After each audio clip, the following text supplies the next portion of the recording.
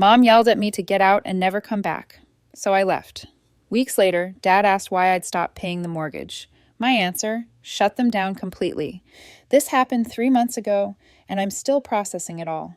Buckle up, because this story has everything: entitled parents, financial manipulation, family drama, and honestly, the most satisfying ending you'll ever read.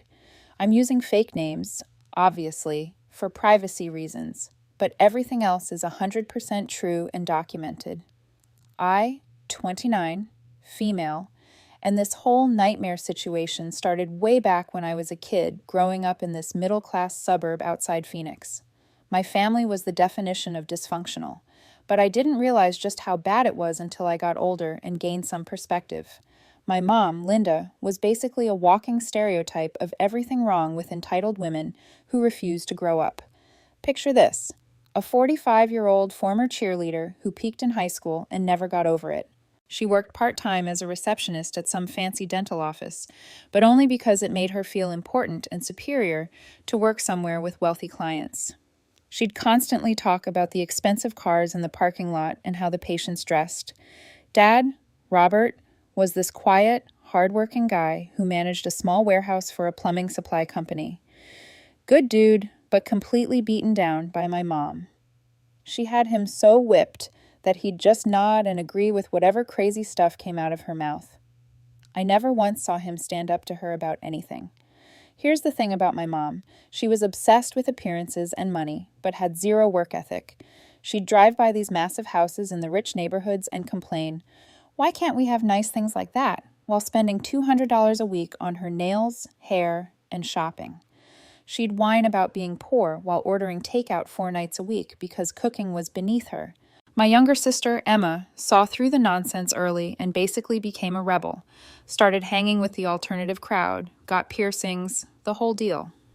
Mom hated it because Emma wasn't playing into her perfect family fantasy. Me, I became the golden child by default because I was good at math and had natural leadership skills. But even then, nothing was ever good enough. Get an A? Why wasn't it an A+? Make the honor roll? Tommy's mom says he's getting scholarships. It was exhausting trying to meet her impossible standards. The money fights between my parents were constant. Dad would come home tired from working 50+ hours a week, and Mom would immediately start complaining about how they couldn't afford this or that. But she'd never suggest working full-time herself. That was the man's responsibility, according to her outdated mindset. I learned early that education was my ticket out. While other kids were playing video games or hanging out at the mall, I was studying and working part-time jobs. Not because I loved school, but because I knew if I didn't get out of that house, I'd end up as miserable as my dad. High school was basically me working part-time at a local restaurant while taking every advanced class they offered. I started as a busboy, but worked my way up to assistant manager by senior year. The owner took me under his wing and taught me about business operations, customer service, and management. Turns out I had a real knack for it. Mom would brag to her friends about my grades and work ethic, but then turn around and complain that I was becoming too serious and needed to focus on more important things like dating popular boys and playing sports. I graduated valedictorian and landed a partial scholarship to Arizona State for business management.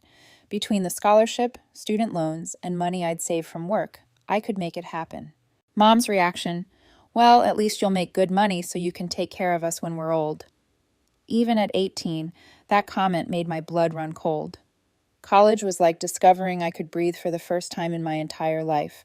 4 years of actually being around motivated people who shared similar goals, professors who genuinely cared about their students' success, and nobody constantly telling me what I was doing wrong or criticizing every decision I made. I studied hard, but also learned to relax and enjoy life. Made some solid friendships that lasted beyond graduation, even dated a bit and had normal relationships. I graduated with a 3.7 GPA and immediately got recruited by a mid-size commercial real estate company in Phoenix, doing property management and sales. Starting salary was $72,000 plus commission, which felt like winning the lottery compared to what I grew up with. Got my own apartment, a decent car, and for the first time in my life, I had money left over after paying bills. I thought I'd made it out of the dysfunction and could finally build my own life. I should have known Mom would find a way to ruin it. There I was, 23 years old, finally living my own life in Phoenix. Good job with advancement potential, decent apartment, actually had a social life for once. I'd drive back home maybe once a month for dinner, mostly because I felt bad for Dad. Those dinners were always the same routine. Mom would spend the first hour complaining about everything, her job, the neighbors, how expensive everything was, how other people's kids bought their parents nice things. Dad would just sit there eating in silence while she went off on these rants. Then she'd start in on me. You know, May, now that you're making all this money, you should really help your family out more. Or, I saw Jennifer's son bought her a new car. Must be nice to have a son who appreciates his mother. The guilt trips were relentless, but I held firm. I was finally building my own life and wasn't about to let her manipulation drag me back down.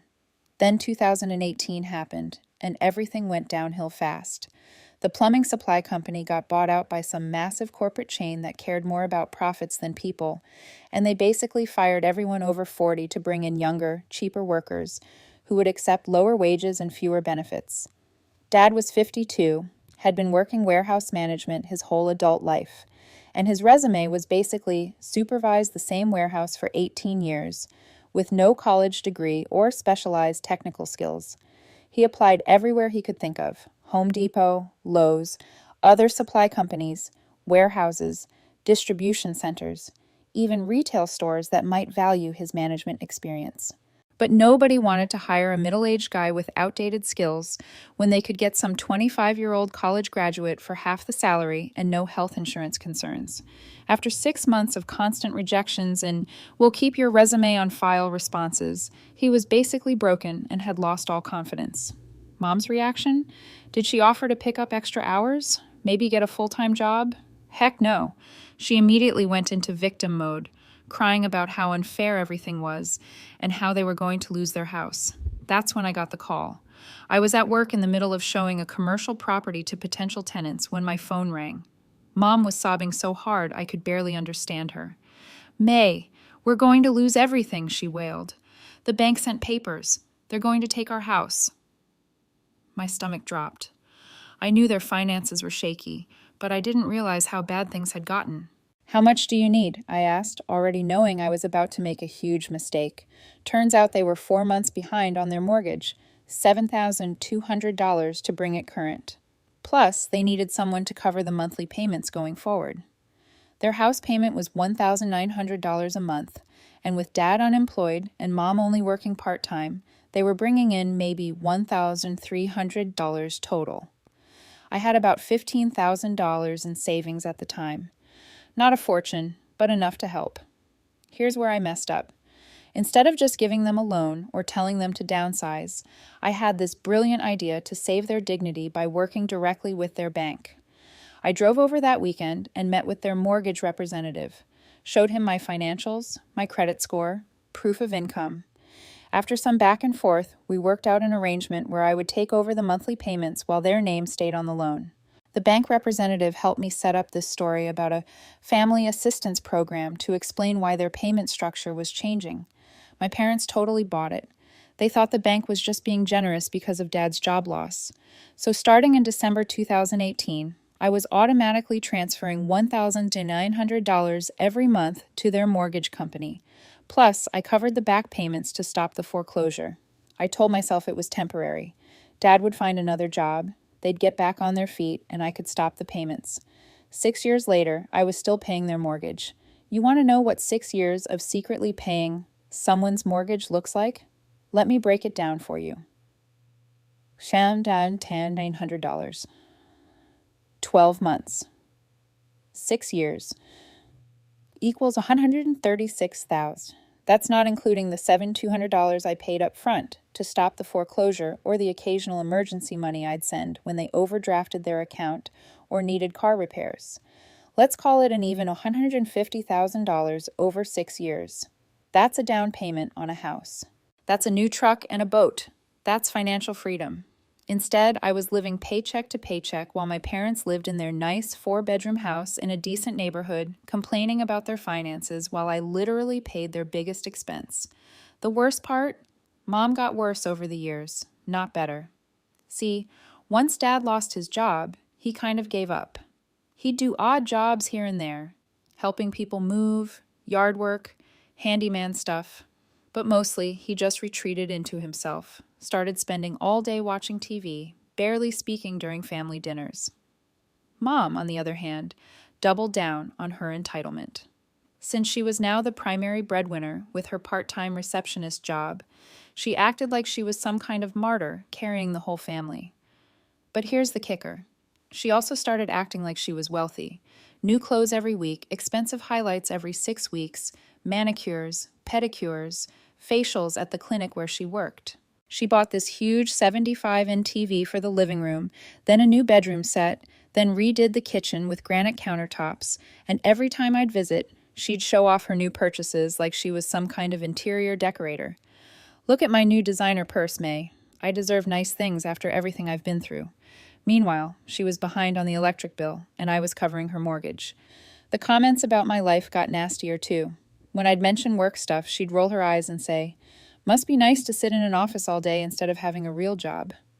When I started dating my boyfriend Jack, Mom immediately started picking him apart. "He seems plain," was her first comment. "Don't you want someone who takes better care of himself? Someone who appreciates nice things?" Jack was actually awesome.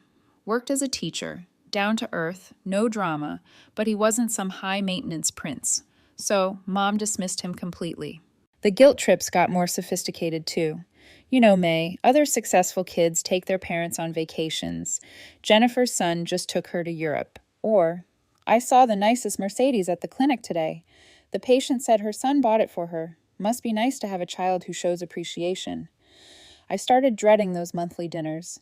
2 hours of listening to Mom complain about money while showing off whatever new stuff she'd bought, all while I knew I was funding her lifestyle.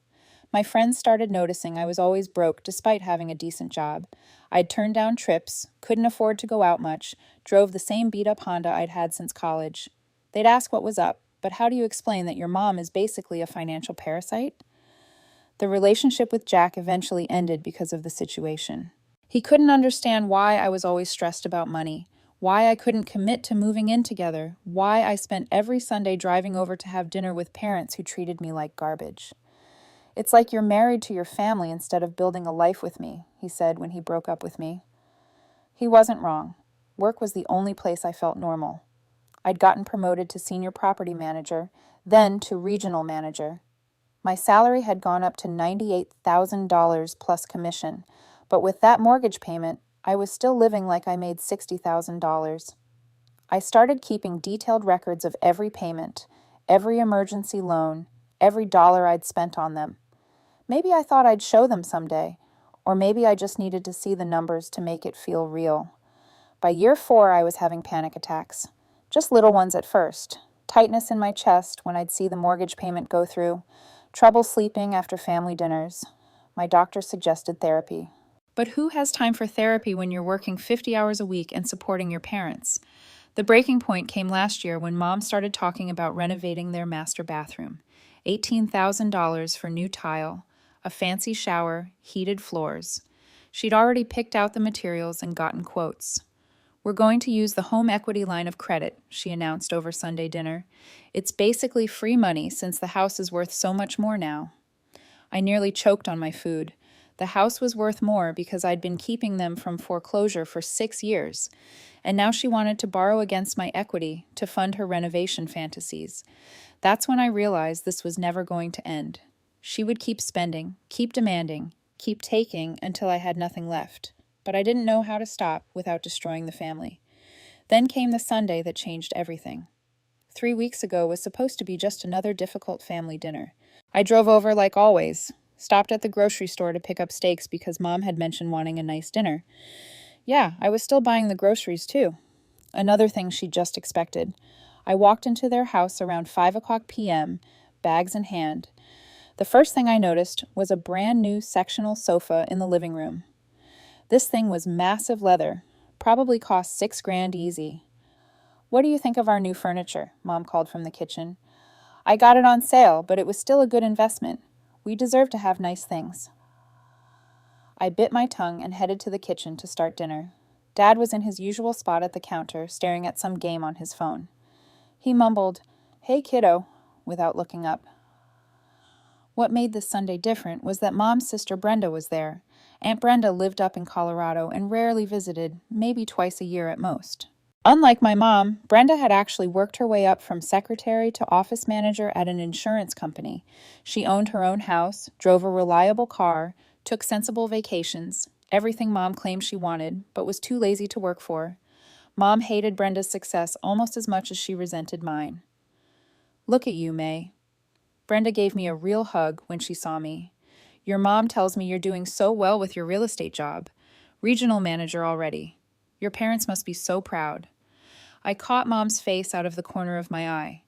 That familiar grimace like she'd bitten into something sour. "Thanks, Aunt Brenda," I said.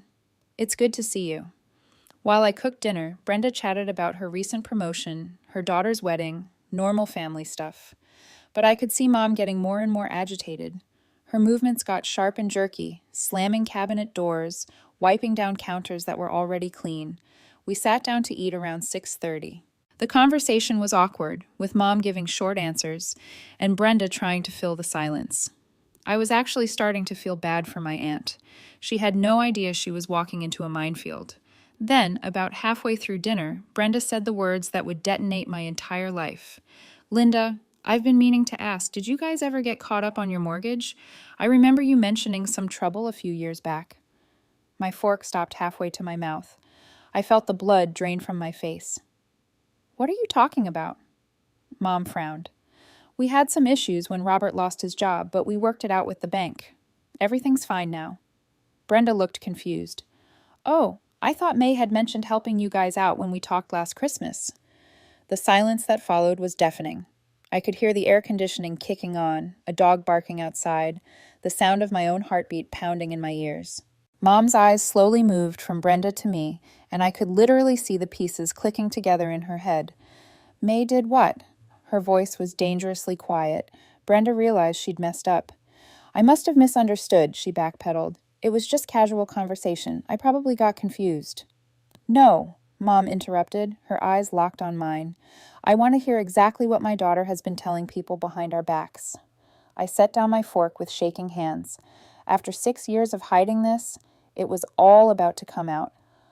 "I wasn't talking behind your back," I said carefully. "Then what were you doing?" she demanded, her voice getting louder. I took a deep breath. "When Dad lost his job, you were 4 months behind on the mortgage.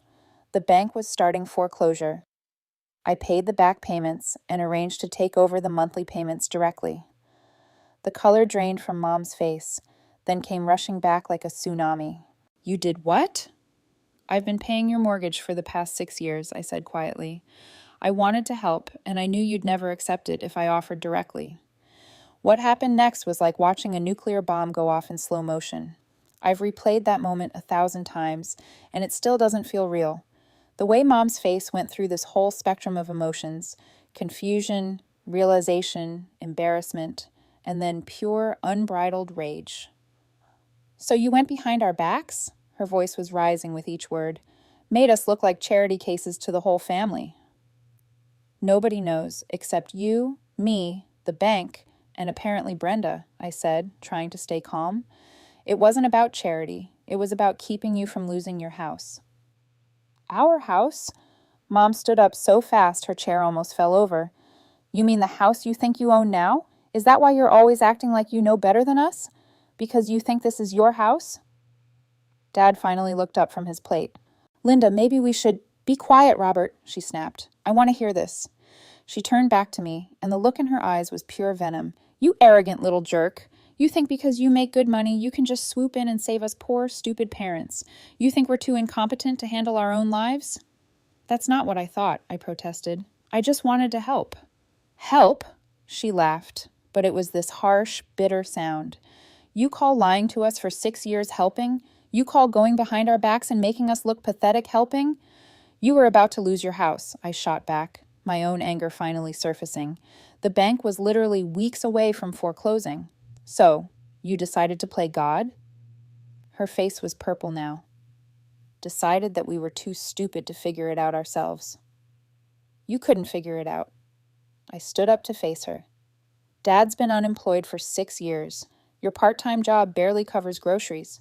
Without me, you'd be living in some apartment right now. The words hung in the air like a grenade with the pin pulled. Mom's hands were shaking as she pointed at me. How dare you talk to me like that? After everything I've done for you, everything I've sacrificed, you ungrateful piece of garbage. Sacrificed? I couldn't help but laugh. What have you sacrificed? You work 20 hours a week, spend money on stupid stuff constantly, and act like you're doing me a favor by letting me pay your bills. I raised you, she screamed. I gave you everything, and this is how you repay me? By humiliating me in front of my sister?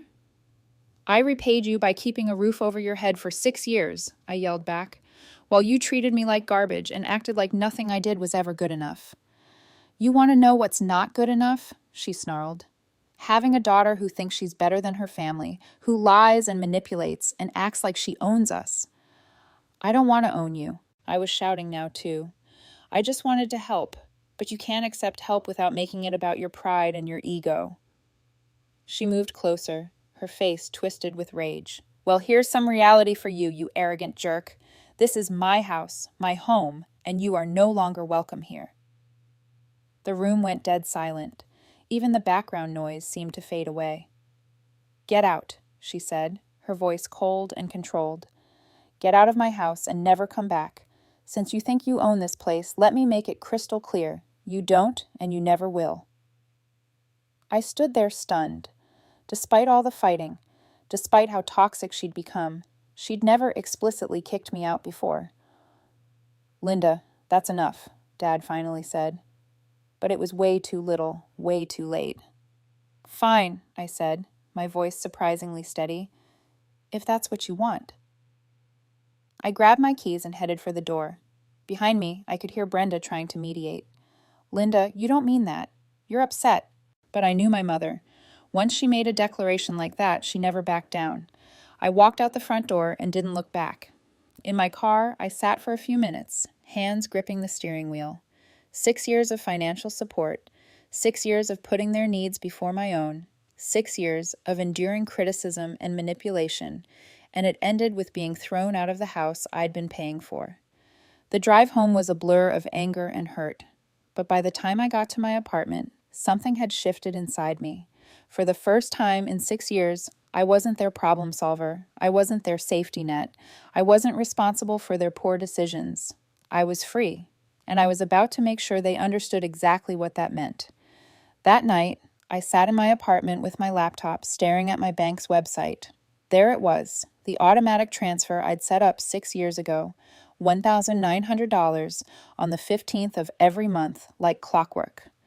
My finger hovered over the cancel recurring payment button. 6 years, $150,000, and it ended with me being called an arrogant jerk and kicked out of the house I'd been paying for.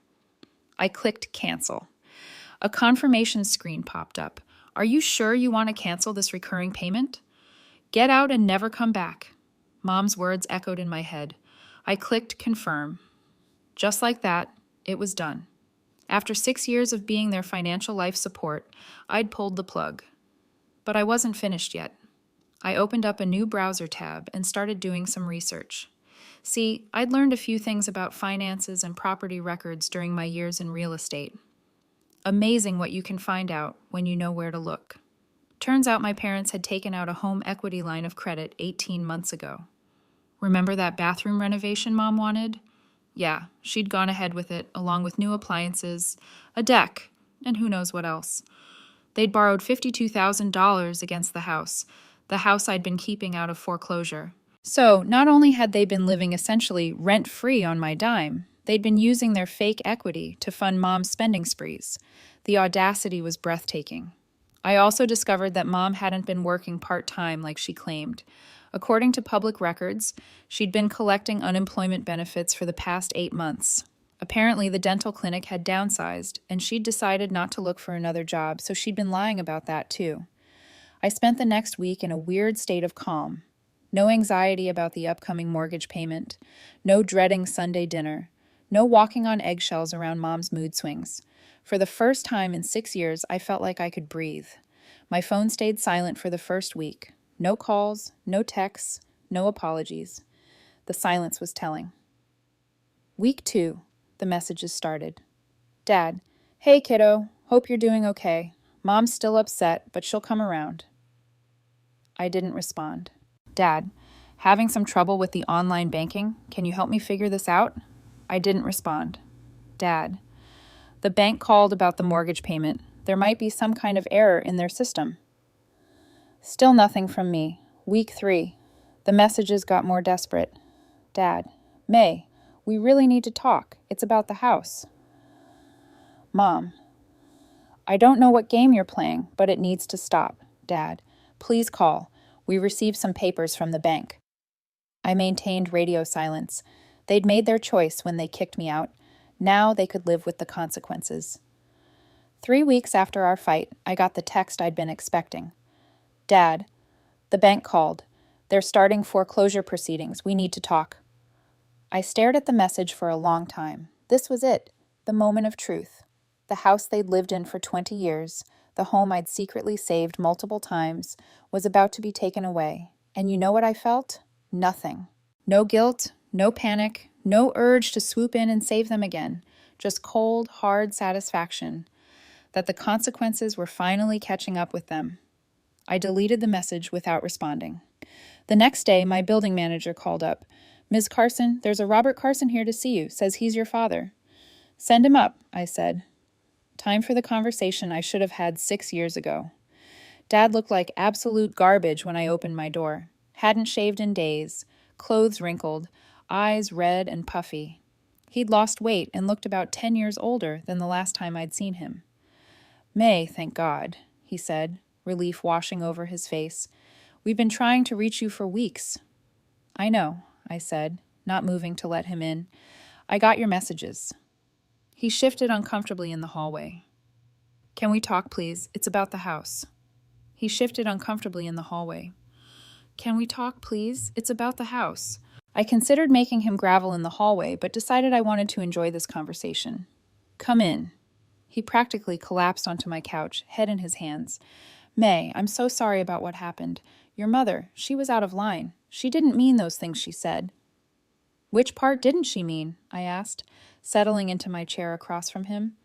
The part where she called me an arrogant jerk, or the part where she told me to get out and never come back? She was just angry. You know how she gets when she feels cornered. Cornered? I laughed. Dad, I'd been paying your mortgage for 6 years. The only reason she felt cornered is because she got caught living off my money while treating me like garbage. He winced. We know you've been helping us and we're grateful. Grateful? I cut him off. Dad, in 6 years, not once did either of you say thank you. Not once did Mom acknowledge what I was doing. Instead, she spent that whole time criticizing my life, my job, my boyfriend, everything about me, while I was literally keeping you from being homeless. I know we messed up. But May, they're going to take the house. We got the foreclosure notice yesterday. We have 30 days. I leaned back in my chair, studying his face. He looked desperate, broken, good. And you want me to fix it? I said. Yes. I mean, if you could just start the payments again, maybe talk to the bank like nothing happened. We'll make it right. I swear. Your mother knows she went too far. She's been crying for days. Has she now? I smiled. And where is Mom today? Did she come to apologize? Dad's face fell. She wanted to come, but she's embarrassed. She knows she messed up. So she sent you to clean up her mess again. May, please, I'm begging you. We'll lose everything. I stood up and walked to my kitchen, grabbing 2 sodas. I handed one to Dad and sat back down. Let me tell you what's going to happen, I said calmly. You're going to lose the house. You're going to have to declare bankruptcy because of that home equity loan you took out. Mom's going to have to get a real job for the first time in her adult life, and you're both going to learn what it's like to live without someone else paying your bills. Dad's face went white. May, you can't mean that. I absolutely mean that. I took a sip of my soda. See, I've had 3 weeks to think about this. 3 weeks to really examine our relationship, and you know what I realized? He shook his head, looking like he might throw up. I realized that for 6 years, I enabled Mom's entitled behavior. I made it possible for her to live in a fantasy world where she could spend money she didn't have and treat people like garbage without consequences. I was so worried about being a good daughter that I forgot to have any self-respect. But we're family. Family, I laughed. Dad, when's the last time either of you asked how I was doing? When's the last time Mom said something nice about my life? When's the last time you stood up for me when she was being awful? He opened his mouth, but nothing came out. That's what I thought. See, I spent $150,000 over 6 years keeping you afloat. You want to know what I could have bought with that money? A house, a new truck? Heck, I could have taken a year off work and traveled the world. Instead, I was living paycheck to paycheck while Mom bought designer purses and renovated bathrooms. We didn't know. Nonsense. My voice was getting harder. You knew exactly what was happening. You just didn't care as long as someone else was paying the bills. Dad started crying then. Not just tearing up, but full-on sobbing. Please, May, I'm sorry. We're both sorry. Just please don't let us lose everything. You already lost everything, I said coldly. You lost it the moment Mom decided her pride was more important than keeping me in your lives. I stood up and walked to the window, looking out at the Phoenix skyline. You know what the funny part is? I probably would have kept paying if you just treated me with basic respect. If Mom had said thank you once in a while instead of constantly criticizing me. If you'd stood up for me instead of being a coward. I'll make her apologize, he said desperately. She'll get on her knees and beg if that's what you want. It's too late for that. I turned back to face him. See, I've moved on. I'm dating someone new, a great man who actually appreciates me. I'm saving money for the first time in years. I'm building my own life instead of subsidizing yours. Dad was still crying, but now there was panic in his eyes. What are we supposed to do? Where are we supposed to go? That's not my problem anymore, I said simply. You're both adults. Figure it out.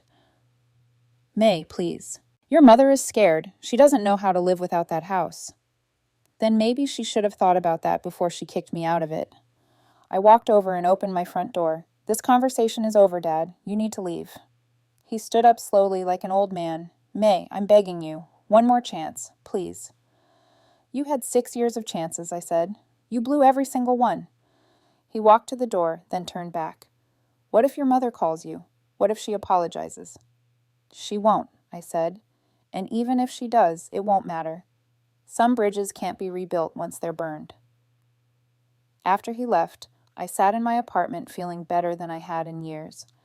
My phone buzzed with a text from Mom. May, please call me. I'm sorry. I need to talk to you. I deleted it without reading the whole thing. Then another. Please don't let them take our house. I'll do anything. Delete another. I was wrong.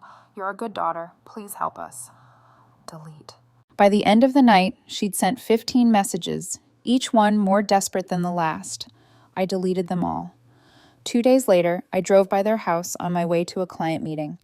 There was a foreclosure notice taped to the front door and "For Sale by Owner" sign in the yard. I slowed down just enough to see Mom standing in the front window, watching me drive by. She looked smaller somehow, older. When she saw my car, she ran outside and started waving her arms, trying to get me to stop. I didn't even slow down. In my rearview mirror, I watched her collapse on the front lawn, sobbing, and I felt absolutely nothing. 6 months later, I heard through the family grapevine that they'd lost the house and were living in a one-bedroom apartment across town. Dad was working at a grocery store, and Mom had finally gotten a job at a call center. They'd invited me to Christmas dinner at their new place. I had other plans. Some people might say I went too far, that I should have forgiven them and been the bigger person. But you know what? For the first time in my adult life, I'm truly happy and at peace. I'm married to Jack. Yeah, we got back together after I got my life sorted out. I bought my own house, and I sleep peacefully every night knowing I'm not being used or manipulated. Mom still sends me birthday cards and texts on holidays, always with the same message. I'm sorry. Please forgive me. I love you. I throw them away without opening them. Some bridges deserve to stay burned forever, and some lessons can only be learned the hard way through real consequences. My parents learned that actions have consequences, and I learned that family doesn't give you the right to be anyone's doormat. Best trade I ever made in my entire life.